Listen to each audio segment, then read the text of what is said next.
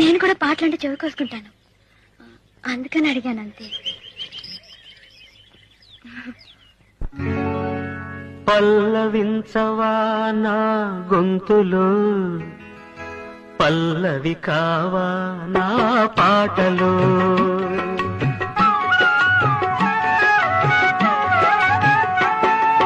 పల్లవించవా నా గొంతులో, పల్లవి కావా నా పాటలో. ప్రణయ సుధారాగా నా బ్రతుకు నీది కాదా.